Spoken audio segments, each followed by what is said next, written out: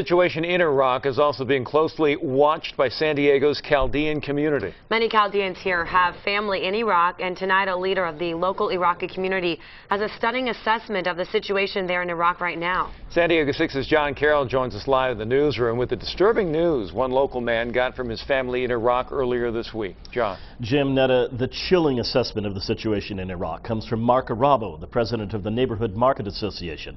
More on that in a moment. First, the desperate situation local Iraqis find themselves in tonight. Today's the third day, which is I have no contact with them. Johnny Mati has been trying to reach his uncle and cousins in Iraq since Tuesday. They live, or lived, in Tikrit. The last time he communicated with them, they said they were leaving Tikrit before the insurgents got there. They were headed to Mosul. I know they get to Mosul, but since then, that was it. There was no contact with them. We now know Mosul has since fallen. Every day, every hour, it's getting worse. Mark Arabo is a first-generation American. His parents are both from Baghdad. In our conversation Friday afternoon, his assessment of the situation in Iraq and what can be done about it was stunning. This is a slow genocide in Iraq.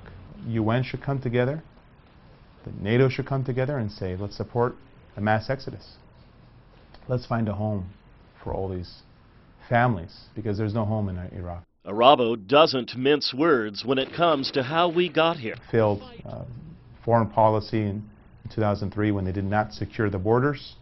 Till now, you've had American lives have been lost, trillions of dollars.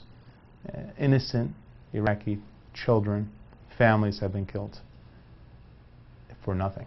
Chaldeans have immigrated to San Diego for years now, but given the situation in Iraq, those numbers may very well increase in the coming weeks and months.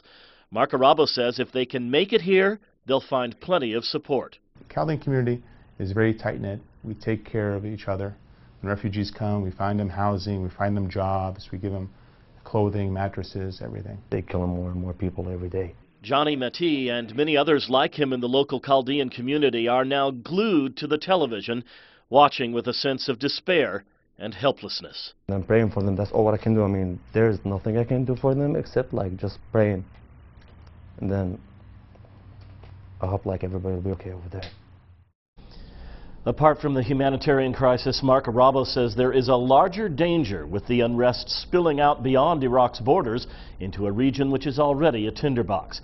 That outlook backed up today by UC San Diego political science professor Barbara Walter, who says the next concern is Afghanistan.